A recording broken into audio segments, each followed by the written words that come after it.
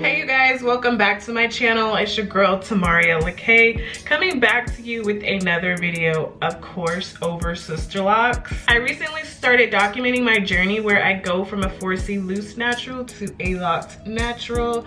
If you're interested in natural hair content, go ahead and hit that subscribe button and also the notification bell so that you're not missing out on any of my future uploads.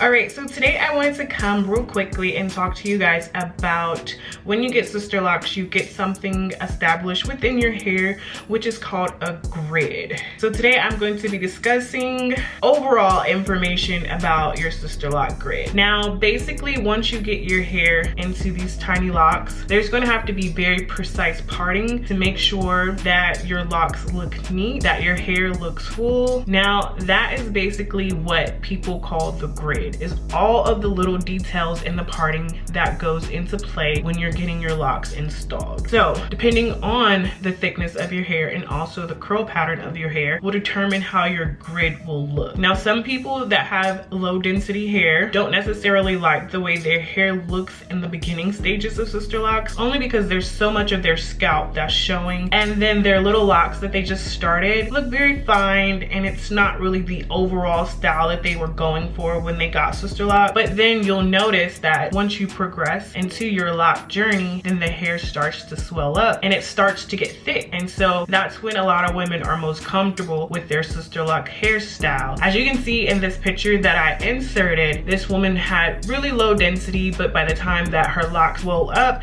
you couldn't even tell that she had thin, fine hair just because of the overall locking process. Now, some women will go in and they'll have thick hair and they'll have high density, and their grid will look something more like this. So when you actually see them, it's kind of hard to even tell what kind of hairstyle they have because of the fullness of their hair. It could look like they're rocking really any kind of style. But also keep in mind that while you're going through this stage, you can also cover up your hair with nice wraps. You could still wear a wig. Just make sure that if you're wearing a weave that you are not braiding your hair so tight that it causes a lot of tension on your newly installed locks. It's always something you could consider if you're not sure you would actually like how your locks would look in the beginning stages of your establishment. Something else that you might want to take note of when you're going to get your locks installed by your consultant is that there's different grid patterns. Now, this is something your consultant will go more into details with you. Now, some people like to brick their patterns within their sister locks, and then some like their grid work to be precise, like each box stacked on top of each box. And when I say brick brack, it's like if you ever look at a house with bricks and you see how it's like two bricks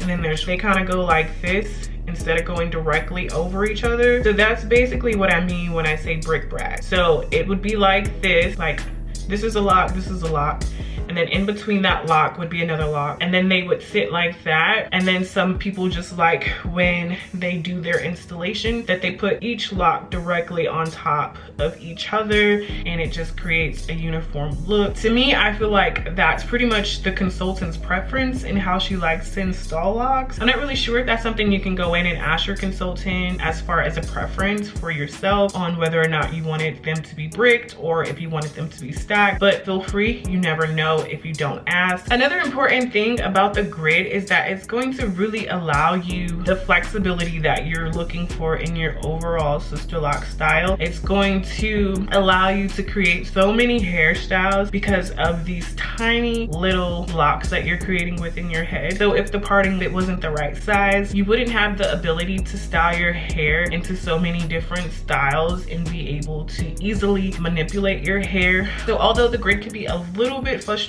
in the beginning if you don't have the texture of hair or the thickness of hair that you desire, I would still say you should go for the style that you want because it is a process, and in the long run you'll end up getting locks that you actually love and enjoy. All right, you guys, that's pretty much all the information I gathered about the sister lock grid and what I have discovered on my own. If you have any other comments or suggestions, please feel free to leave those down below. Like this video if you enjoyed it, go ahead and hit that share button as well, and I will see you guys in the next one. Bye.